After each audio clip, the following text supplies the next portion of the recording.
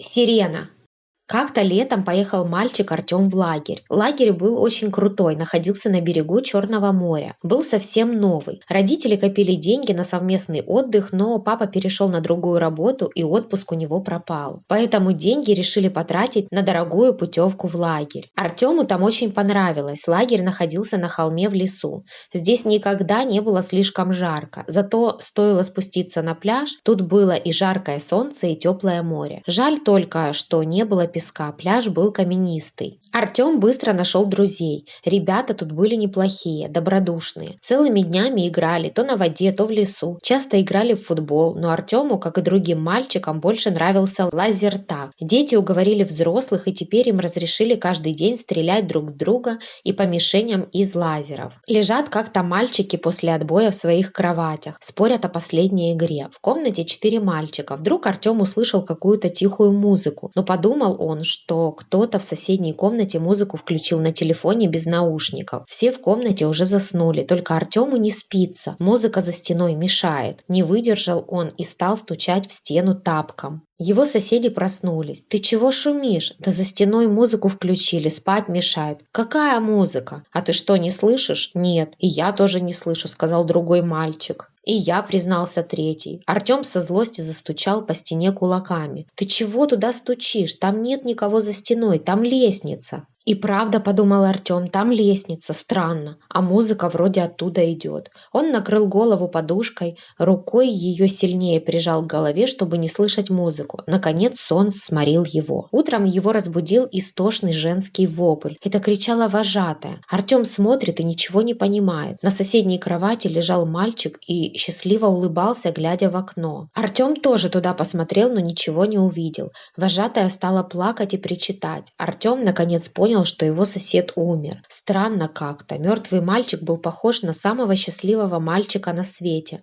Будто перед смертью что-то произошло такое. Артем не знал, что же такое должно произойти, чтобы так улыбаться. Следующим утром умерли другие 2 соседа Артема. Они также счастливо улыбались, глядя в окно. Артем был в шоке, он ничего не понимал. Директор лагеря заявил, что с сегодняшнего дня лагерь объявляется закрытым. Каждый должен дождаться своих родителей, они скоро все приедут. Дети уговорили, чтобы им перед отъездом дали еще раз поиграть в лазертаг. Для них открыли площадку. Дети разбились на синих и красных 16 против 16. Артем попал в команду синих. Он считался одним из лучших игроков, поэтому ему досталась роль рейнджера. Пока остальные сражаются в центре, он должен был в одиночку прокрасться с самого края и попробовать поразить базу синих или хотя бы ослабить защиту.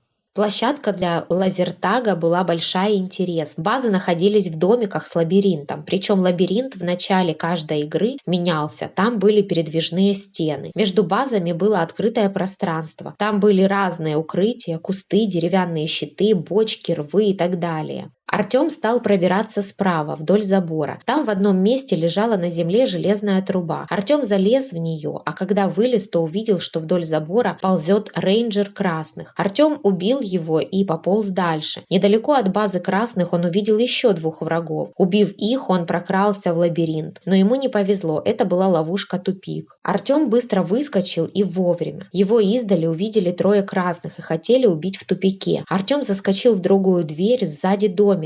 Там он спрятался в укрытии и дождался, когда все 3 зайдут в лабиринт, а потом хладнокровно их расстрелял. Где-то здесь должны быть его защитники базы. Артем нашел сначала снайпера, который лежал наверху, и стрелял через окошечко, а потом убил того, кто стоял у базы. Артем расстрелял базу красных, его команда получила очко. Счастливый он вышел из домика, думал, что его сейчас хвалить будут. Но вокруг никого не было. Небо нахмурилось и стало темно-серым. Где-то играла музыка. Обычная музыка. Артем такую в филармонии слышал, хотя что-то было в ней все-таки странное. И вот тут он увидел нечто. Из-за забора из леса выпорхнула тень. Она приблизилась. Артем рассмотрел ее, и все у него в душе перевернулось от восторга. Это была красивая женщина в красном платье. У нее были большие прекрасные глаза и длинные темно-каштановые волосы. Вместо рук у нее были крылья, а вместо человеческих ног куриные. Перья на крыльях трепетали и производили музыку. музыку. Вдруг женщина запела, и песня была ее такая протяжная и такая красивая, что Артем почувствовал себя самым счастливым человеком на свете. Пела женщина на незнакомом языке, но Артем ее понимал.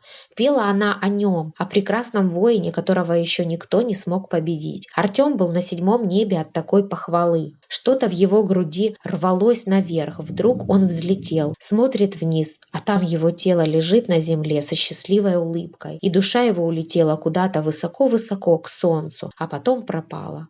Это существо было сиреной. Так в древности называли морских демонов с прекрасным голосом. С тех пор оставалась только одна сирена. Она окаменела и была спрятана в прибрежных скалах. В нее случайно попал луч лазера и пробудил. Вот поэтому она и стала преследовать детей и с помощью песен вышибает из них душу.